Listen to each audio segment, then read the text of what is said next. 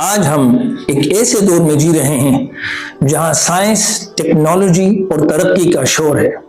انسان چاند پر جا پہنچا، مصنوعی ذہانت نے دنیا بدل دی اور انقلاب برپا کیا، اور کچھ لوگ ایسے ہیں جنہیں دنیا کا سب سے ہوشیار ترین، عقل مند ترین اور دنیا کا سب سے ذہین ترین انسان کہا جاتا ہے، جیسے ایلون مسک۔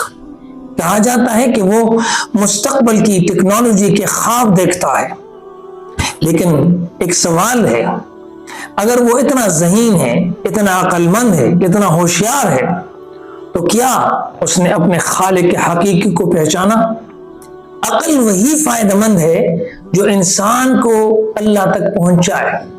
اگر کوئی ساری دنیا کا علم حاصل کرے، کائنات کے راز جان لے، لیکن اپنے رب کو نہ مانے، اپنے رب کو نہ پہچانے، تو وہ اصل میں نادان ہے، بے وقوف ہے، کم عقل ہے۔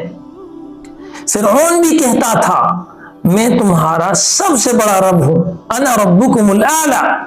وہ بھی ٹیکنالوجی، اقتدار اور سائنس میں آگے تھا، لیکن قرآن پاک نے اسے غافل اور ہلاک ہونے والا کہا، نہ کہ عقل مند۔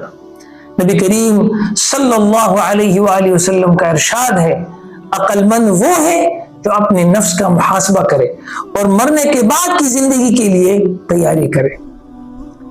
تو جو آخرت کو بھول جائے، اللہ کو نہ مانے، اللہ کو نہ پہچانے، وہ چاہے دنیا کے کتنے ہی بڑے کارنامے کر لے، وہ سچا عقل مند نہیں۔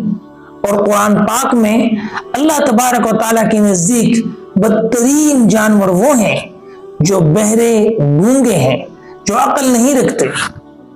یہاں عقل نہ رکھنے والے ان کو کہا گیا ہے جو اللہ کی آیات کو نہیں سمجھتے اور اللہ تعالیٰ کی آیت کو نہیں مانتے۔ آج کی نوجوان نسل کو یہ سمجھنے کی اشد ضرورت ہے کہ عقل کا مطلب صرف دنیاوی ترقی نہیں، بلکہ دل کی آنکھ کھول کر اللہ تبارک و تعالیٰ کو پہچاننا ہے۔ ایلون مسک ہو یا کوئی اور، اگر وہ اپنے خالق کو نہ پہچانے تو اس کی عقل اسے کہاں لے کر جائے گی؟ سوچنے والی بات ہے۔